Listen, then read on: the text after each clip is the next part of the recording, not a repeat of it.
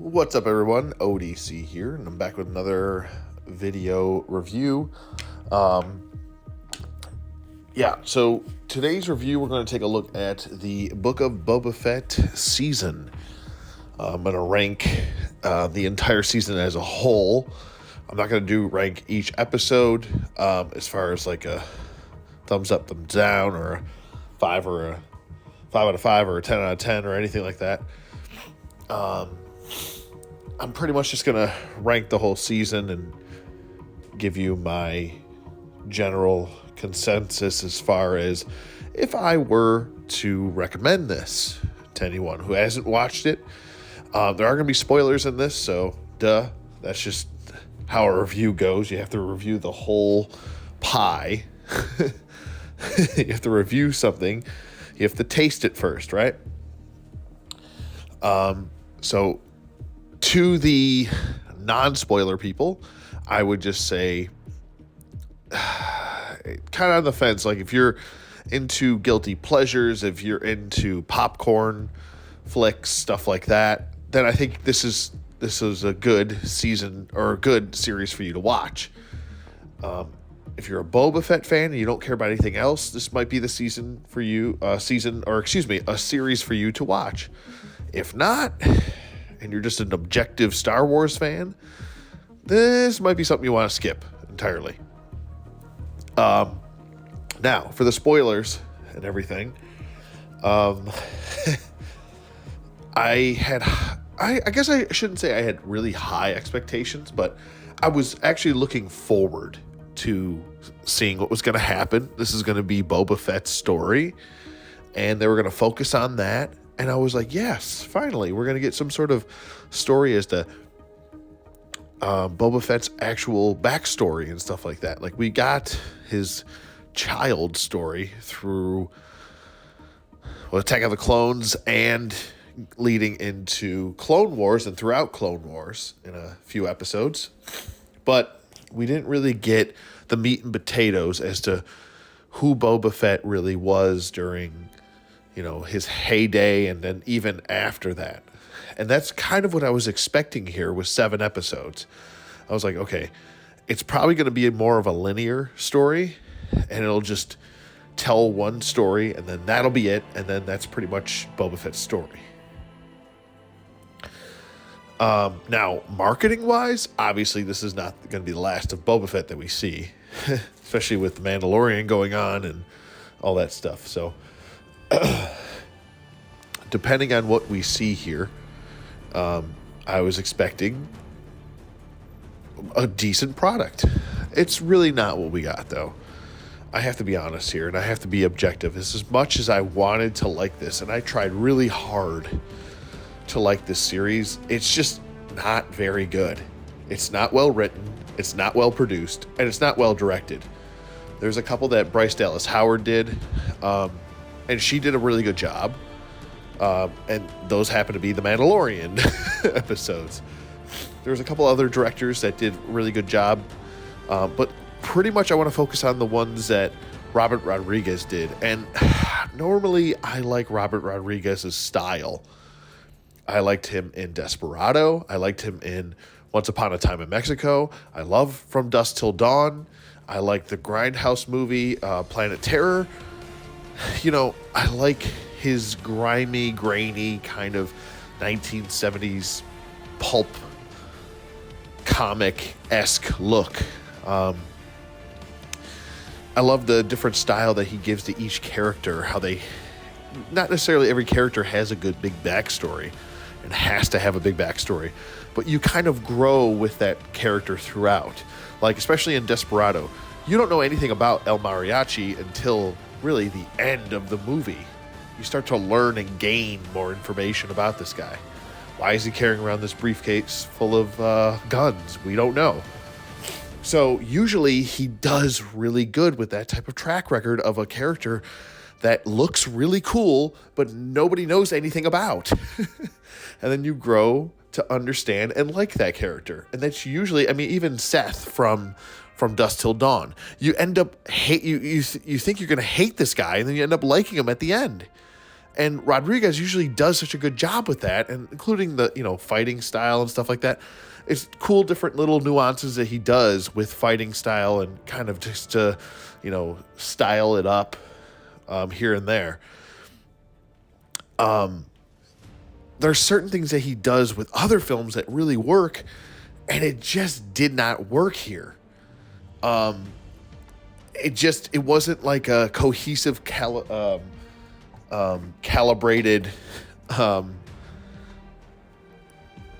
symbiotic relationship with Star Wars and him. It's like his style just kind of fits more of the earnest, more realistic style. Maybe a little bit more artistic, because especially if you look at Once Upon a Time in Mexico, when Johnny Depp has got his eyes ripped out of his head and he's got blood pouring down. It's like black blood, and it almost looks like, some sort of painting. His face looks like a painting where the blood's not continuously coming down his face until the very end of the movie. So it's like he's got his own style. It just doesn't fit with Star Wars. And he was probably really stoked to get to be able to direct a lot of these episodes and kind of take the helm for this series. And I was looking forward to it. I was like, oh, Robert Rodriguez, sign me up. Okay, let's do this.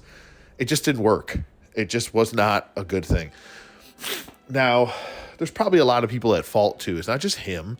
Dave Filoni, a lot of people give him a lot of credit across the board, but he's got his own faults too. Okay. There's certain things and ideas that he has that I think it's almost David Goyer-esque, where he's got too many ideas in the pot, and he just wants to cook it all together. And it's like, yeah, you got good ideas, but someone needs to be there to pull the reins back and be like, yeah, that's a good idea, but let's save that for another time. I got to be honest with you. All the Mandalorian stuff should have been in Mandalorian Season 3. I got to be completely honest. And I know a lot of people are probably like, no, that was the best stuff. It should have been saved and paced better than just being shoved in Book of Boba Fett to gain more notoriety for the story. So this is what I see. There's a lot of Kathleen Kennedy-isms in this as well. It's not just one person's fault. There's a lot of people going around just blaming Robert Rodriguez. There's a lot of people's fault here for this kind of shit show that happened. This was called Book of Boba Fett. It was supposed to be about Boba Fett. And it kind of turns into the Fennec Shand show a little bit. I like Fennec. I think she's a cool character. I love Ming-Na Wen. She's great. And I think she did a really good job with her character. I think she likes that character. A lot of people do. I do. I pre-ordered the damn figure because I want to have that representation in my collection. And, I think that, and by representation, I just mean figure form, and the character, because I like the character. I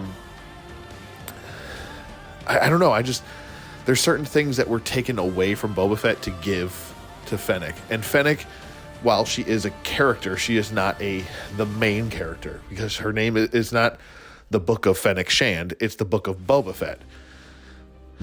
Now, there's a lot of writing issues here that I don't know who wrote every episode, but I want to say the strategic plans that went down and the way it was built up. It was a very simplistic idea that you could have used. If you wanted to go with this, I want to be the next mob boss, daimyo, Godfather, whatever Boba Fett's trying to accomplish here. I think it would have made a lot more sense to go the Sopranos route, okay? You want to deal with the mob and do mob boss shit? Just take what the Sopranos did, change it up a little bit. It doesn't have to be exactly like the Sopranos, but Boba Fett needed to be Tony Soprano. You need to be able to respect him, like him as a character, fear him, and hate him at the same time. That's the point of a great character, is when you have all of these different emotions for this one character. That's what makes a great character. And I didn't feel any of that with Boba Fett. I just kind of felt like he was a bumbling, stumbling goofball. Like he's kind of a fuck up, this guy. And it kind of goes back to Return of the Jedi. He looked like a bumbling, stumbling doofus. Like that's what he looked like, a fucking doofus. I don't know what other term to give him. He just has these moments where he looks stupid. And it's like if that's the continuation of his writing and how this character is being written, and it's not just in the films or the TV show, it's in the comics too. Boba Fett has had a history of just doing dumb shit, and it's cost him multiple times.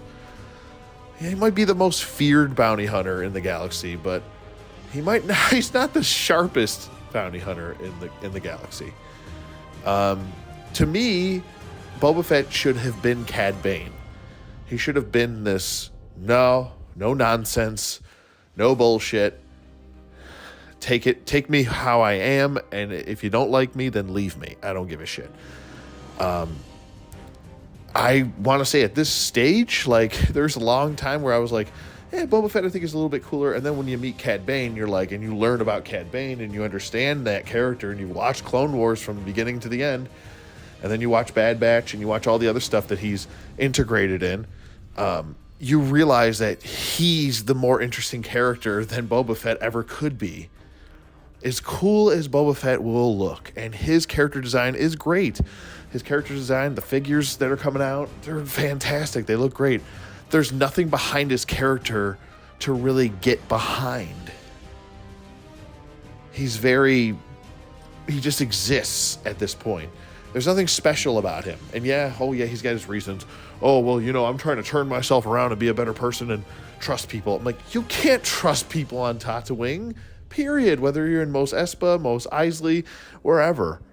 You can't trust anybody. This is just stupid logic. It's just bad writing logic. Now, what did I like about the show? Because that's not just this tip of the iceberg of stuff I didn't like.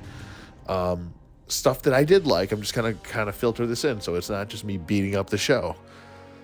I actually liked the flashbacks, and I liked the reason for him changing. But a person doesn't change overnight.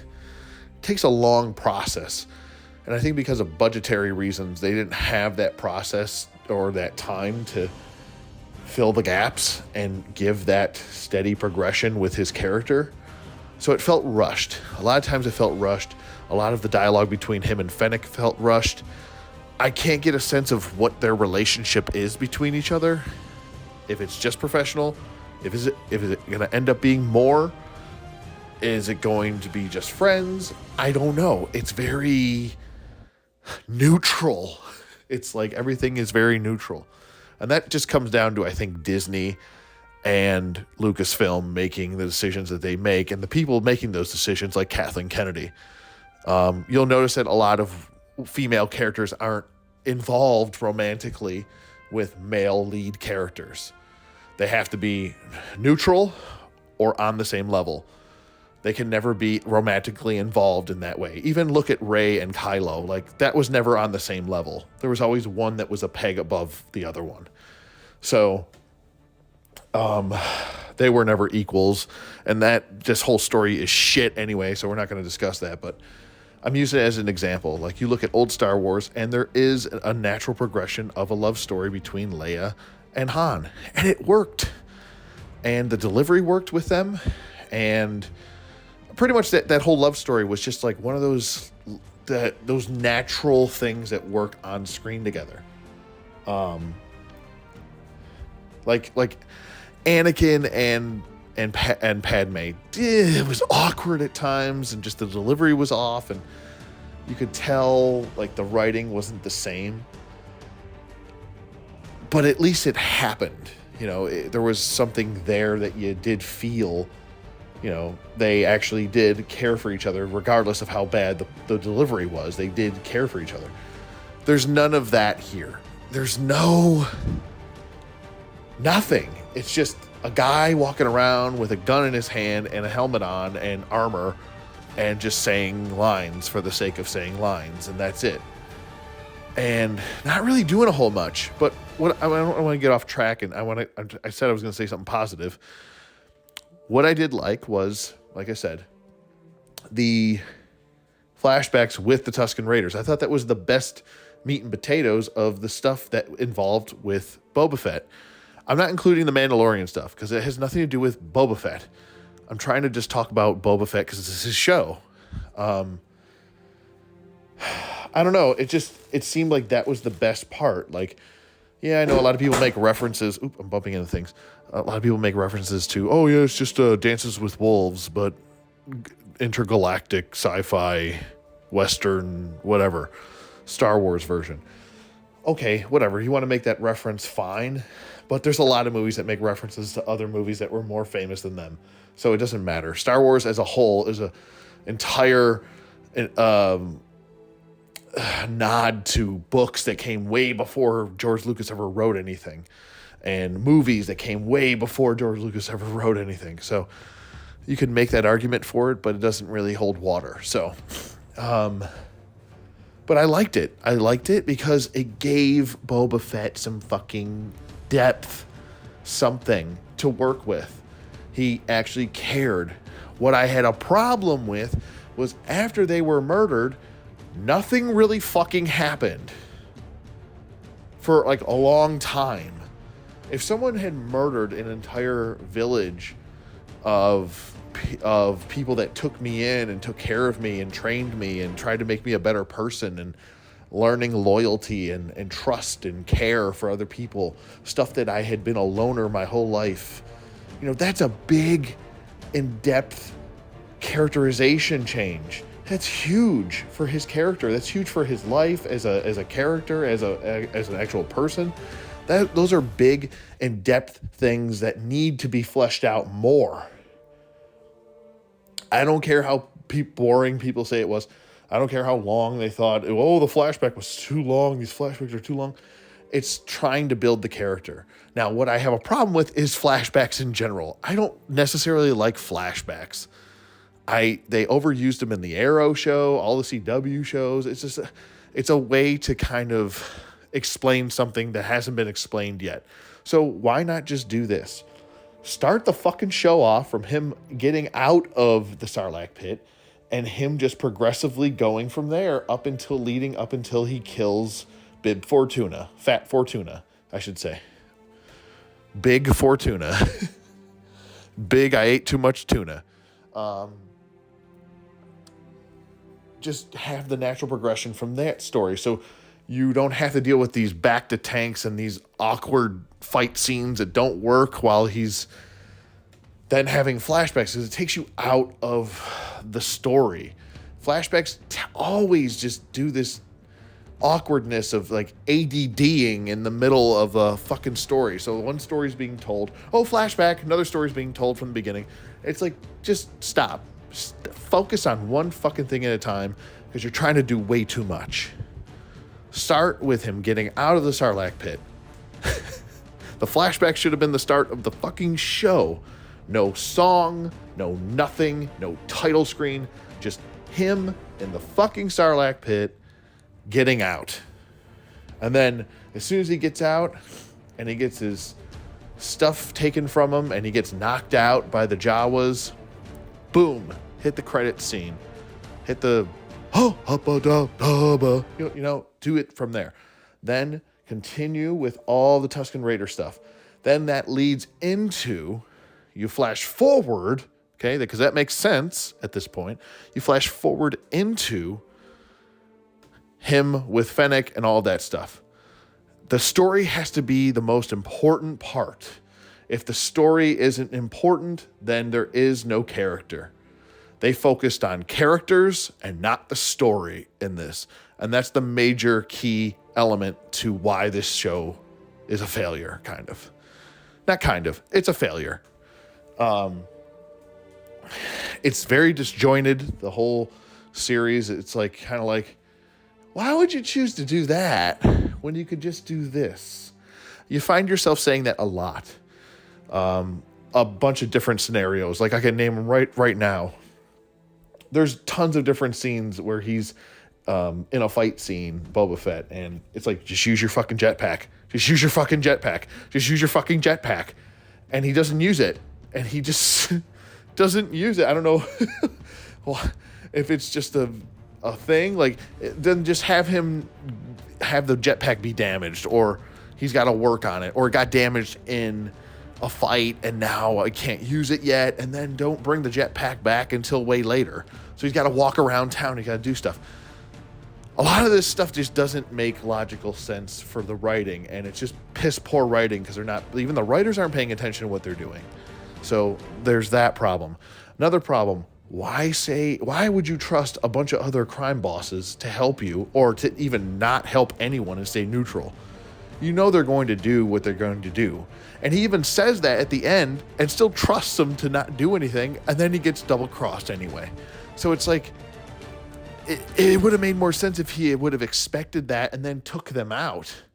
But it's like Disney's so afraid, and Lucasfilm is so afraid. And I say Disney because it's really owned. Lucasfilm, people like to separate the two, but they're really the same entity at the end of the day. It's the same shit. It's like Disney and Marvel. It's still the same thing. It's owned by the same company. So I'm just going to call it Disney. I'm not going to do with this Lucasfilm shit. It seems like Disney was just like, well, we can't have a hero act like a villain because that just can't happen. Okay, like half the fucking X-Men are fucking anti-heroes. There's Deadpool that's an anti-hero that's very popular. You can't tell me the Punisher is an anti-hero. These are all very popular characters. And they've made tons of money in the box office, and they're very lucrative as far as comic sales and toy sales and stuff like that. The name itself, people know what the Punisher is, and they know what Deadpool is, and they know Wolverine is, and they know all of these names of tons of anti-hero type characters, but yet, and they sell. Disney's like, oh no, we can't do that. We got to make him a good guy, and we got to trust people. So we got to make him a good guy, and he's stupid, is what you're telling me. Because he makes a lot of stupid decisions throughout this entire show, and it's just blatant. It's not even stuff that you have to look that far into to understand. If you and the Mandalorian both have jetpacks, and you were already jetpacking and taking people out, why would you land and then start getting shot up and just sitting there being shot up at the very end episode? Like, why are you just jetpack away, or jetpack behind them, or shoot your fucking missiles at them, or do fucking something else besides just sitting there taking damage? Like, just like stuff like that, it just doesn't make sense. And the strategics behind it, there's no strategy as far as how you're going to tactically take out the enemy. It's just kind of like point and shoot. Go shoot first and ask questions later. A lot of that is in this show, especially the last episode. The last episode is I gotta say, a bumbling disaster. It's like a 10-year-old wrote the script, and then a 10-year-old directed it. It's just a whole bunch of nonsense into one episode. Like, why was there a Rancor there? Why didn't he go get Slave 1 instead? That's probably more firepower. If they didn't want to get Slave 1 because you destroyed the city, because you're afraid you're just going to destroy the city, then why did you even have people in the city fighting other people? Why didn't you take them out of the city and take them back to the palace where nobody else was around, no collateral damage or any city damage would happen? On top of that, if you're worried about Slave 1 destroying the city, then why'd you go get the fucking Rancor to destroy half the city? None of it makes sense. None of it. This show is about a guy that changed his mind on a whim, that walks around with a gun. He looks really cool, and that's about it. It's back to square one with Boba Fett. Sure, there's some changes here and there with his character, but I respected him more not knowing anything than I do now knowing more. What does that tell you? To me, that tells me it's kind of a failure, and Boba Fett's kind of a bumbling, stumbling doofus. I mean, the guy trained his own Rancor and gets thrown off his own Rancor, and he can't even take care of that. A lot of this stuff just doesn't make any sense. And it's a show that you want to like. And that's the frustrating thing, is that I want to like the show, but I can't because it's shit. It's shit. It's such shit that they had to put the Mandalorian in there, and Luke Skywalker, and Grogu, and Ahsoka Tano, just to pique people's interest, because people were losing interest very quickly. And you can't deny that. And the fact that they had to put Mandalorian in there, I know they were probably, oh, well, you can't, ODC, you can't say that because, you know, the script was written and they put that stuff in there. I'm like, yeah, great, but none of that stuff needed to be in there. That's just, all that, like I said, all that stuff should have been saved for The Mandalorian Season 3.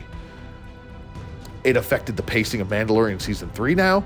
It affects the pacing of Book of Boba Fett because you took the focus off of Boba Fett and put it on Mandalorian, which is, I'm sorry to say, people, but The Mandalorian is much more interesting than Boba Fett is, and probably ever will be. So, you know, it just goes to show you that it doesn't take much to really screw something up. You had a free lunch and you screwed the pooch. You screwed up that free lunch. So, I don't know. It's kind of like,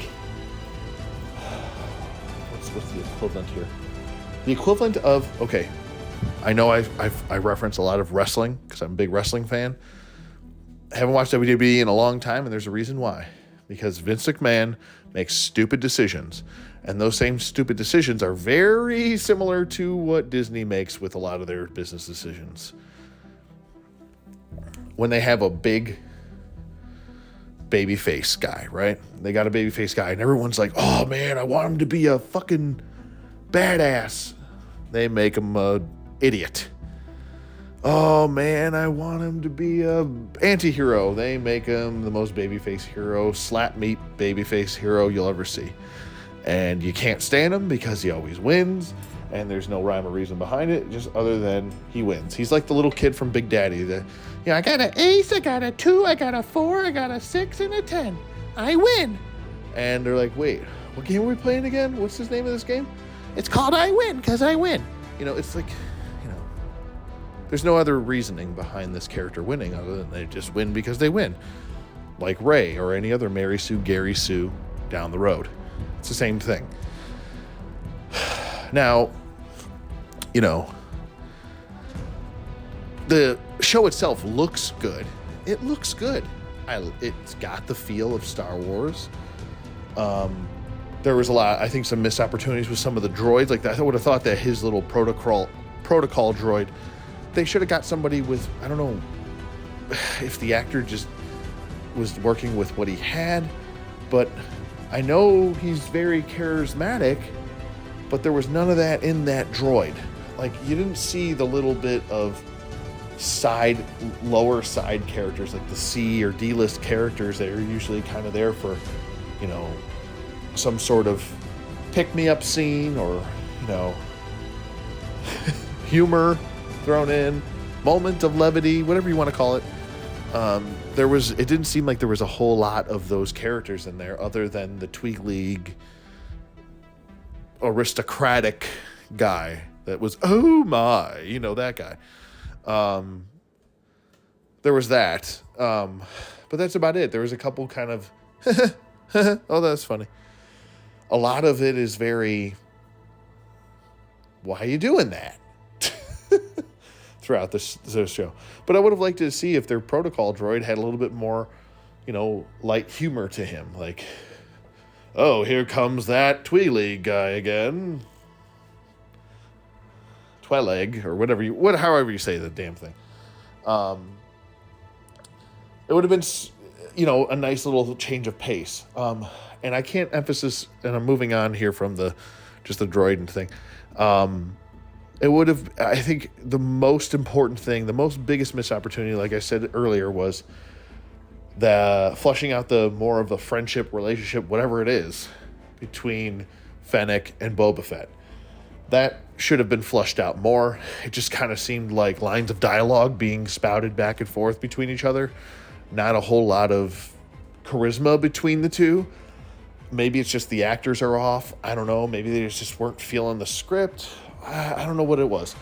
I know Tamura Morrison's like pushing 60 now or around that area, so he's getting older. There's certain things that he can only do that are very limited. But, they could have done a little bit more, at least with the dialogue. I think the dialogue could have been fleshed out more between those two, and I think that would have been a strong selling point, seeing as all we really got was the fact that I want to say the big major scene between them was when she realizes that she had her, her abdomen modded. They kind of have that discussion of, oh, well, she's like, oh, I'm a loner, I'm a rebel, Dottie. And he was like, Dottie's like, and Dottie being Boba Fett is like, yeah, but you got to understand that I care about you, and I'll devote my life to making sure that you're my equal and all that fun Disney stuff that they love to do. I don't know. It just, it makes sense to, maybe that scene should have been longer. Maybe they should have had different dialogue. Maybe the producers should have got out of the fucking way. Maybe Kathleen Kennedy should shove her head up her ass and walk away. I don't know. A lot of that, I think, is the fault. So that wasn't flushed out, and that's a shame, because it was a big missed opportunity, I thought, majorly for both characters to develop with each other, because whether they're romantically involved or not is irrelevant. Even just showing some sort of growth or respect for each other, you just kind of get it with an assumption. You assume that they have an understanding between each other. Or it would have been even a bigger twist if Fennec turns on him at the very end and tries to take over as daimyo. Like, switch it up, do something fun, drastic, different, That's something that I feel like the Clone Wars would have ran with. Oh yeah, Boba Fett's, this thing, and they kind of hint, a little teensy hint that maybe you just missed, that Fennec might turn on him or something. Once he's finally taken all the enemies out, she'll take him out or whatever, or defeat him or whatever. I mean, you could have worked with a lot of this stuff. Or maybe he turns on Fennec. I don't know. Like, do something to gain my interest. It's just like things just happen to happen and nobody cares. Like, I cared more about Cobb Vanth than I did Boba Fett. That's not okay. And that, on top of that, the stakes weren't really all that important. Nobody really died of any importance in this entire series. And not that people have to die to make it important, but, there are important scenes that do happen. I want to say, well, I'm trying to think who died other than, Cad Bane supposedly dies, but some people are saying that, oh, he didn't die, he was stabbed, and then someone, saw a gadget that is still blinking, and that means he's alive. And I'm like, what? Either he's dead or he's not. Like, just cut the shit. So, I don't know. I think Star Wars for a long time had that kind of steady thing going. Like, when someone's dead, they're dead. They ain't coming back. And I respect the story more when someone dies and just is dead. And that's it. That's all that there is to offer. There's one life to live, and that's the one life you got. And once it's gone, it's gone. Okay? It just makes sense that way for the story, giving the story gravitas and making it important. None of that here. There's a deputy that got shot like 7 times by Cad Bane, and I don't know, I guess you did have the Tusken Raiders dying, but you didn't really get to know them personally. I don't fucking know their name. What would they be, like the clan leader? If a figure came out of like one of those figures, it would be called like Tusken Raider clan leader. It'd be something generic because there's no fucking name for them. So even that, you cared about them, but you didn't really at the end of the day because, So, I don't know. It's a show that's what you want to like, but frustrating because it's not good. It's just not very good. I don't know. I hope this doesn't continue. This kind of disappointment doesn't continue into The Mandalorian season 3. I don't know. I was really looking forward to this, and then going into Obi-Wan Kenobi, which I didn't really care for. Like, I've had enough of that character. Like, between the original trilogy and the Clone Wars and the prequels, like, I had about enough of fucking Obi-Wan Kenobi.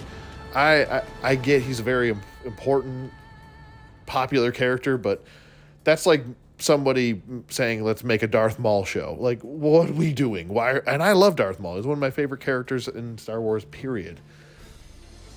But I don't need a fucking show about Darth Maul because it's irrelevant. His story's been told. We saw his beginning, middle, and end. We don't need to see anymore. I'm good. The dude died, okay?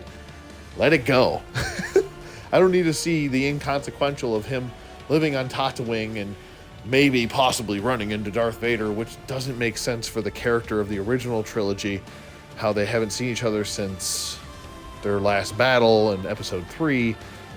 Ugh, yeah, it's just like they're trying to fit too much meat and potatoes in between all of the appetizer and dessert that we've already gotten.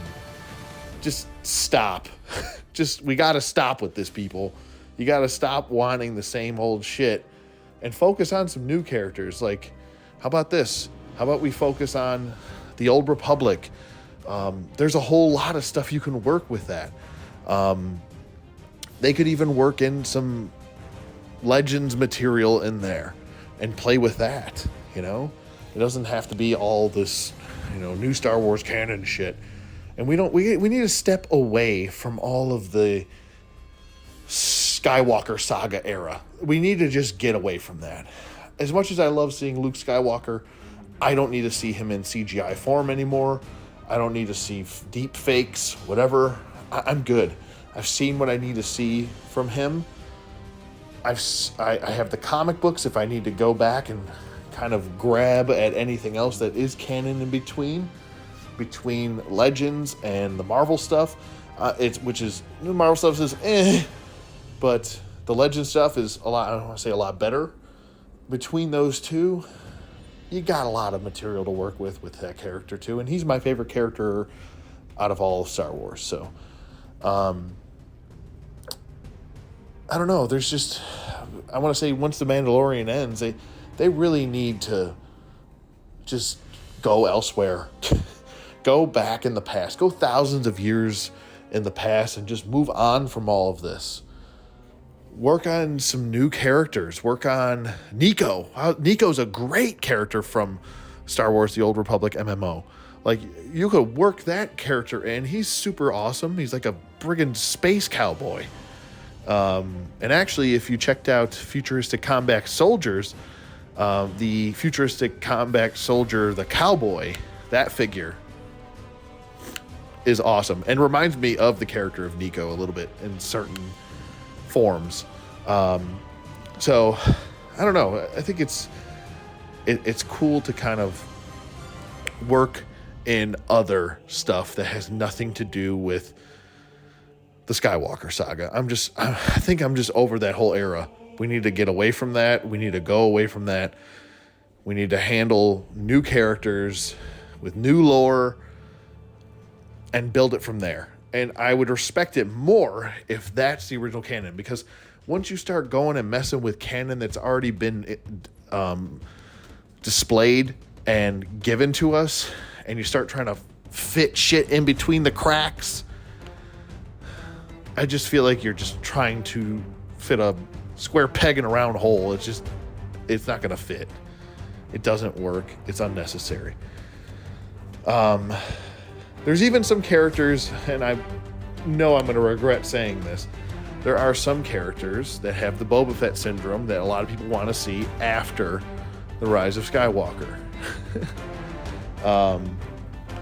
So, I mean, there's a lot of those. Not the ones that I want to see. There's not really any characters I care to know about or see about after episode 6. So, episode 7 through 9, I could just gloss over and not even look at ever again. But yeah, again, I don't want to go off topic there because I've already made videos on that discussing that whole thing.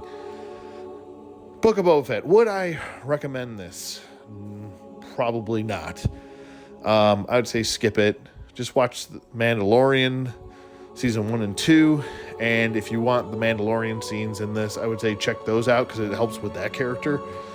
But even then, it still kind of rushes the story between he and Grogu, seeing as I think the Book of Boba Fett takes place only like a month or 2 months after season 2 of Mandalorian. So he spends very little time with Luke and makes his decision to stay with the Mandalorian, which is fucking dumb, but whatever. I think it would have made more sense for them to space out the distance between the two characters, and given, like, maybe had Grogu choose the Mandalorian at the end of season 3 going into season 4, maybe not even knowing his decision going into season 4, you know.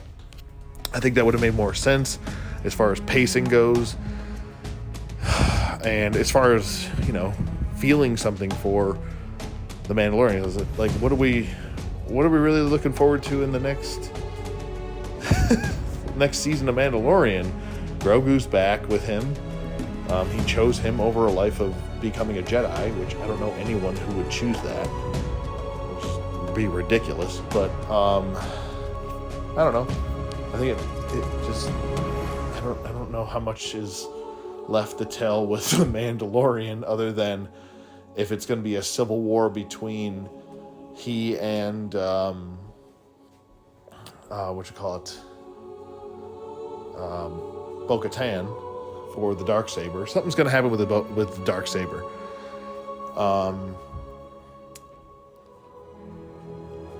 Ahsoka Tano could be the interesting one to look forward to, especially since they referenced Thrawn in the Mandalorian season 2. They did reference Thrawn, and she's been searching for him, so Thrawn could be a big deal.